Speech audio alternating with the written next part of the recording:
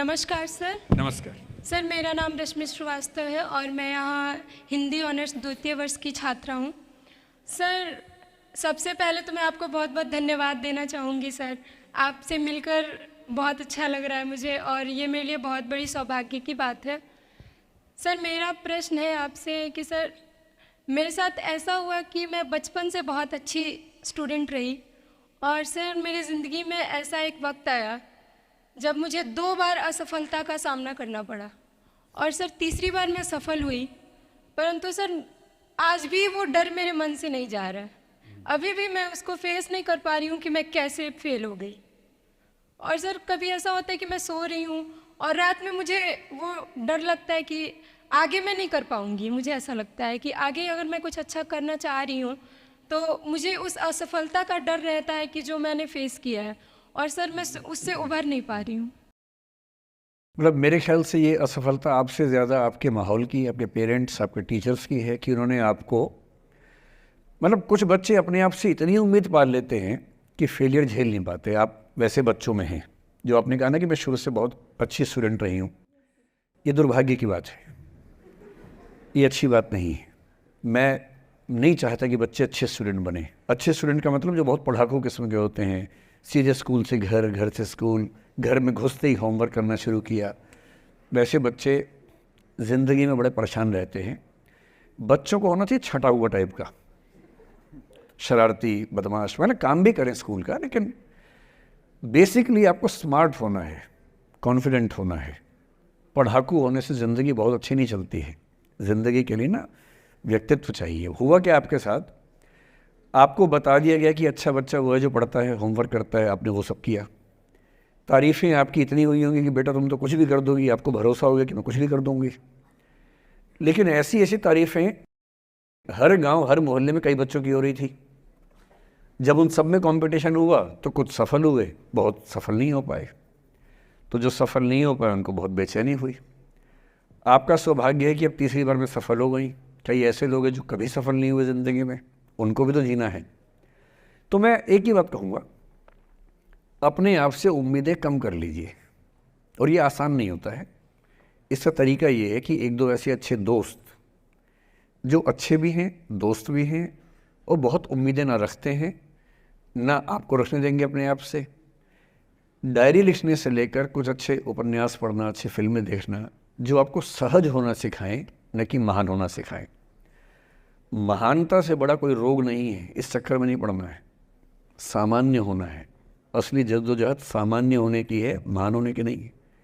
सहज होना है। तो अपने आप से क्या कहना, रोज़ कहना है कोशिश पूरी करूँगी, सफलता मिल गई तो बढ़िया, नहीं तो क्यों डरे, ज़िंदगी में क्या होगा, कुछ ना होगा तो तजुर्बा होगा, और भाड़ में जाए सीधी सी रात। नमस्ते सर। सर मेरा क्वेश्चन थोड़ा सा इनसे अलग है। सर जैसे आपने कहा कि लेट गो करना चाहिए, लेकिन क्या करना चाहिए? लेट गो हाँ, करना चाहिए। हमने भी ये चीज़ सुनी है कि जिसके नसीब में जो लिखा होता है एक दिन उसे वो मिलता ही है, तो उसके लिए हमें परिश्रम करना चाहिए।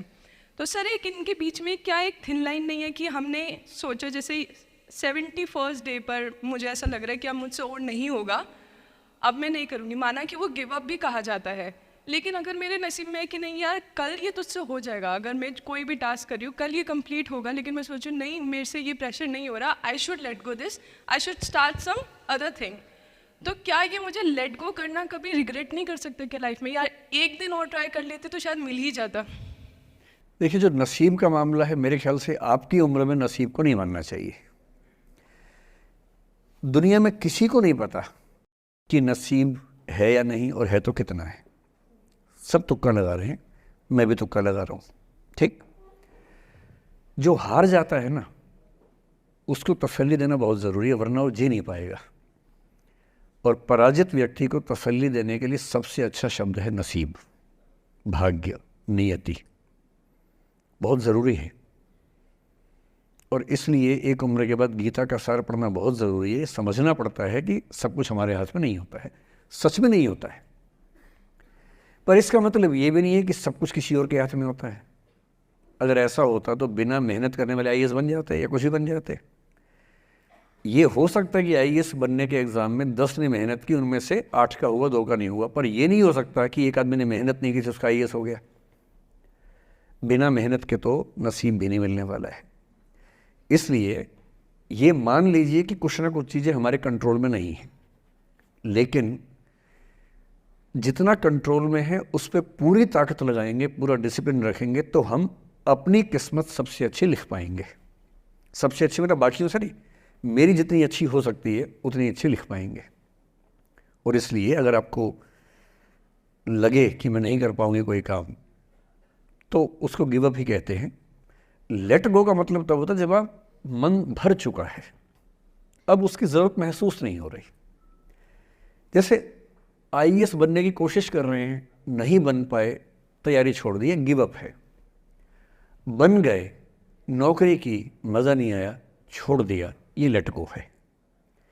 लेट गो करने के लिए पहले हासिल करना पड़ता है, या हासिल होने से पहले उस मनोभूमि पर पहुंचना पड़ता है जहां हासिल होने का सुख आपने महसूस कर लिया और उसमें मज़ा नहीं आया, ठीक ही है, औसत है, तब छोड़ दिया। इसलिए आपकी उम्र को शोभा नहीं देता कि हम नसीब की बात करें, ये शोभा देता है मेरी उम्र को।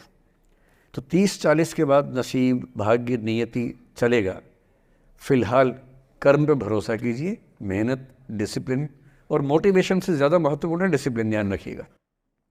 मोटिवेशन का ग्राफ ऐसा होता है, फिर ऐसे नीचे आता है धीरे धीरे, डिसिप्लिन ऐसे रहता है, और डिसिप्लिन वाला व्यक्ति हमेशा मोटिवेशन वाले व्यक्ति से ज़्यादा सफल होगा, ये मान के चलिए। सबसे अच्छा क्या है? Motivation with discipline. तो कोशिश कीजिए कि नसीब पे ना छोड़िए, अपने भरोसे कीजिए। All the best.